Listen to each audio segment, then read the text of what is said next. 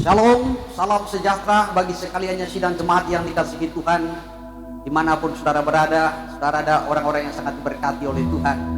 Saudara orang-orang yang luar biasa, kasih Tuhan melimpah atas kita sampai pada hari ini. Kembali kita bertemu dalam program Pagi Damai. Kali ini kita akan mengikuti edisi Bunga Bakung di Lembah-Lembah. Ini dikutip dari Kitab Kidung Agung, dari pasal yang kedua, dari ayat 1 sampai kepada ayatnya yang kedua.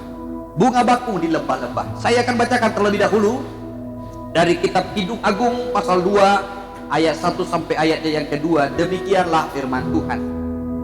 Bunga mawar dari Saron aku, bunga bakung di lembah-lembah. Seperti bunga bakung di antara duri-duri, demikianlah manisku di antara gadis-gadis.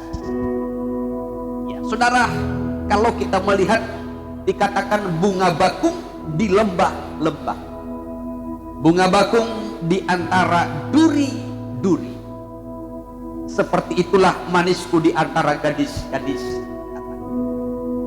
Kidung Agung kita tahu adalah kitab yang ditulis oleh Raja Salomo pada waktu puncak cintanya.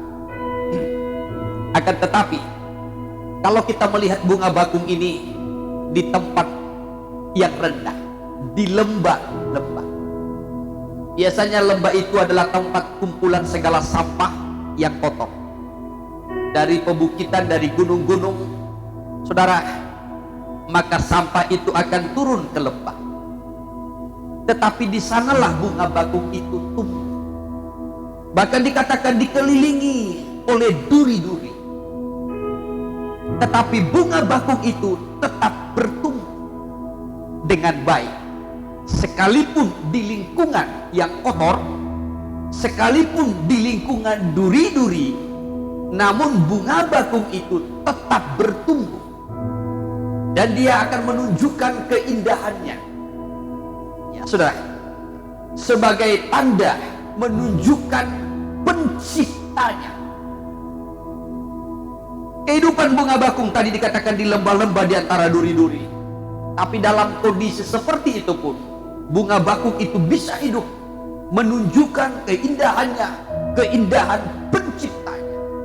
Bahkan dalam Injil Matius pasal yang ke-6 dikatakan keindahan bunga bakung itu melebihi keindahan daripada pakaian Salomo.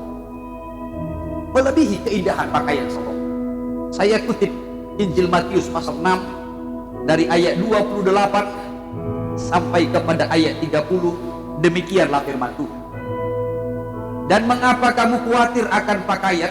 Perhatikanlah bunga bakung di padang yang tumbuh tanpa bekerja dan tanpa meminta.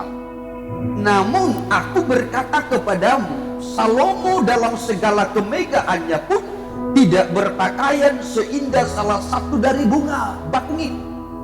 Jadi jika demikian Allah mendandani rumput di padang dan yang hari ini ada dan besok dibuang ke dalam api, tidakkah ia akan terlebih lagi mendandani kamu, hai orang yang kurang percaya? Hal yang pertama yang saya kutip dari Injil Matius ini, dikatakan di dalam ayatnya yang ke-30 bahwasanya bunga bakung itu adalah jenis rumput. Ya, jenis rumput. Bunga bakung itu bukan jenis batu. Bunga bakung itu bukan jenis air, tapi bunga bakung itu jenis rumput yang umurnya sangat singkat. Karena itu dikatakan tadi dalam ayat yang ke-30, jadi jika demikian Allah mendandani rumput di padang yang hari ini ada dan besok dibuang ke dalam api. Ini menunjukkan kepada umurnya yang singkat.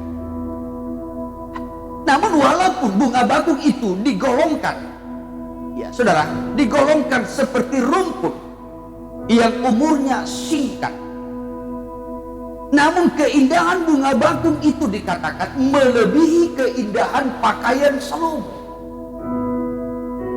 Bahkan bunga bakung itu tumbuh dikatakan di antara duri-duri di lembah-lembah, di lingkungan yang kotor, di lingkungan duri-duri. yang bisa saja menyakitkan, melukai dan lain sebagainya, tetapi dia tetap bertumbuh dan indah.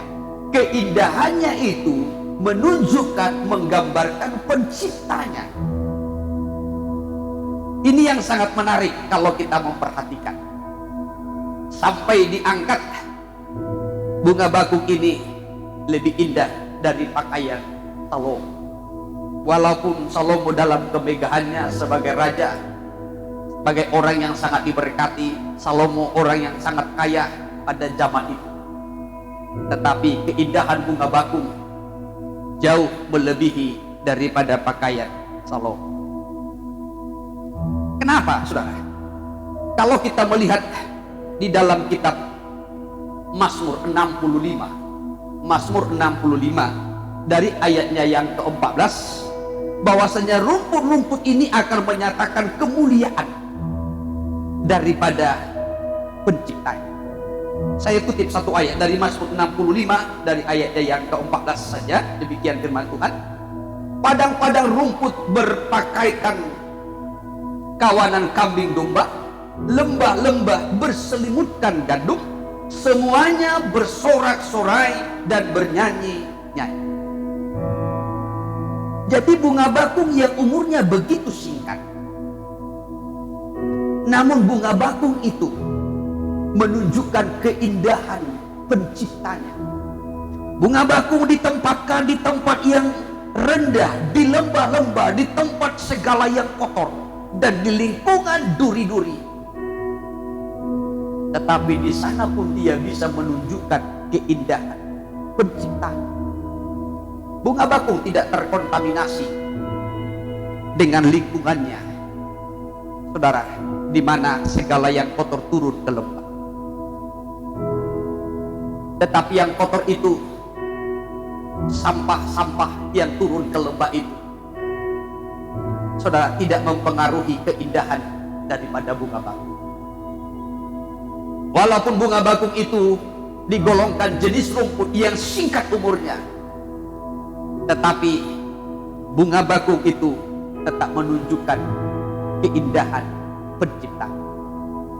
Sampai Tuhan bandingkan antara bunga bakung dengan Salomo. Kenapa, saudara? Kalau kita melihat Salomo cukup diberikan kesempatan memerintah 40 tahun lamanya di Israel sebagai raja. Masa pemerintahannya saja itu 40 tahun.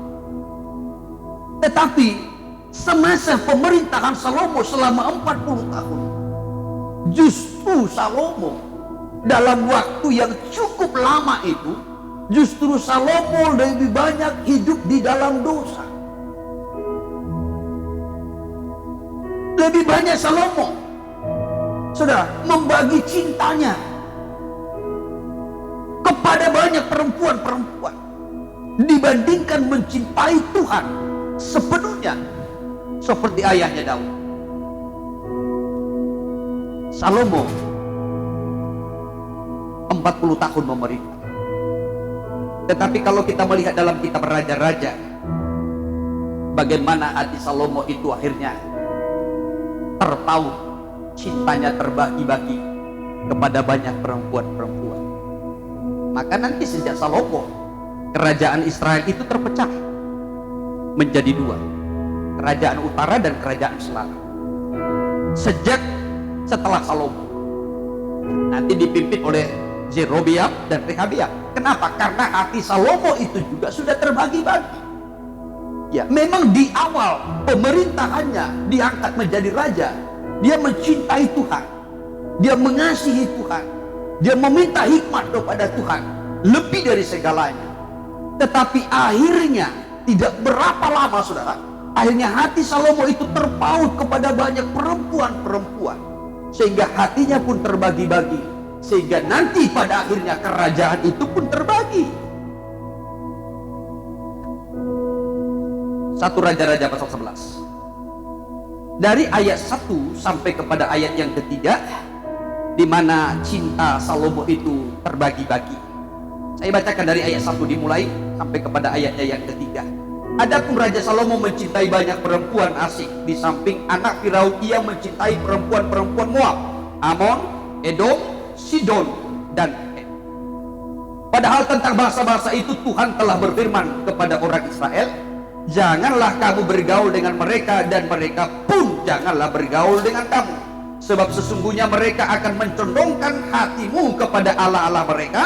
Hati Salomo telah terpaut kepada mereka dengan cinta. Hati Salomo terpaut dengan cinta, sehingga hati Salomo itu terbagi-bagi.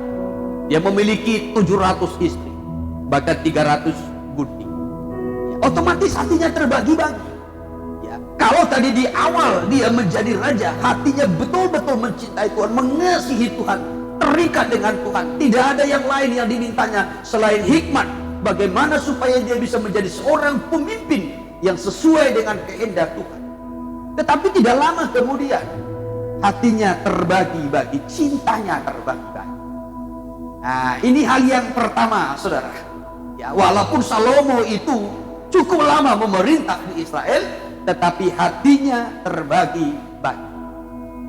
Hal yang kedua, ayat yang keempat sampai kepada ayatnya yang kelima. Ayat 4 sampai ayat 5 demikian firman Tuhan.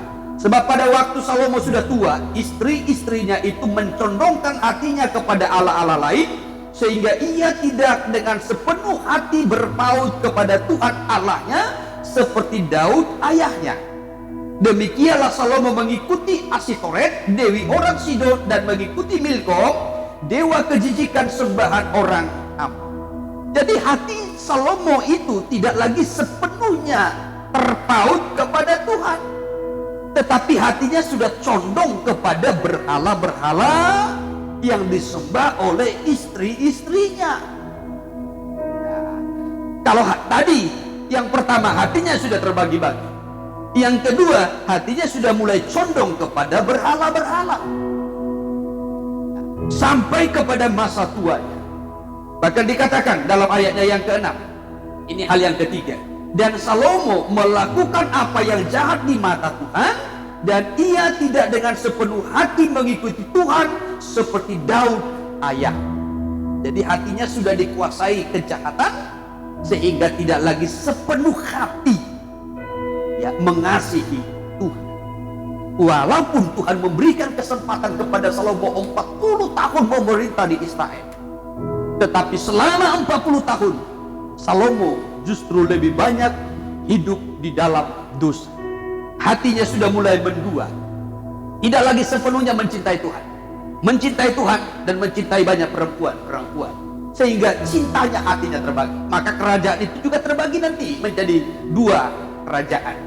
Ya, tidak hanya itu, Salomo juga terlibat dalam berhala-berhala yang disembah oleh istri-istri, sampai kepada hati Salomo itu condong melakukan hal-hal yang jahat, tidak lagi berpaut kepada Tuhan seperti ayahnya Daud. Karena itu tadi dalam Injil Matius pasalnya yang ke-6, Yesus membandingkan bagaimana bunga bakung itu dengan pakaian Salomo. Lebih indah bunga bakung. Kenapa lebih indah bunga bakung? Sekalipun bunga bakung itu digolongkan golongan rumput, singkat umurnya. Bunga bakung itu ada di lembah-lembah, ada di antara duri-duri. Namun bunga bakung yang umurnya singkat menunjukkan kemuliaan penciptanya. Beda dengan Salomo, diberikan kesempatan 40 tahun memerintah di Israel, diberikan hikmat, diberikan kekayaan, diberikan kedudukan, jabatan, posisi tertinggi dalam pemerintahan. Tetapi justru kesempatan itu dipergunakan Salomo untuk lebih banyak hidup di dalam dosa. Bunga bakung di lembah-lembah, kiranya ini menjadi teladan bagi kita. Seluruh sidang jemaat yang dikasihi Tuhan, jadilah seperti bunga bakung di lembah-lembah. Gunakan waktu-waktu yang singkat, gunakan waktu-waktu yang sisa ini untuk menunjukkan hidup kita ini adalah gambar Allah di tengah-tengah dunia. Hidup kita di dunia ini sudah untuk menunjukkan gambaran kemuliaan daripada pencipta kita. Nyatakan kemuliaan Tuhan lewat hidup kita kepada dunia, supaya dunia melihat kemuliaan Tuhan yang ada pada kita, dan dunia datang, dunia percaya dunia menyembah Yesus adalah Tuhan. Haleluya. Tuhan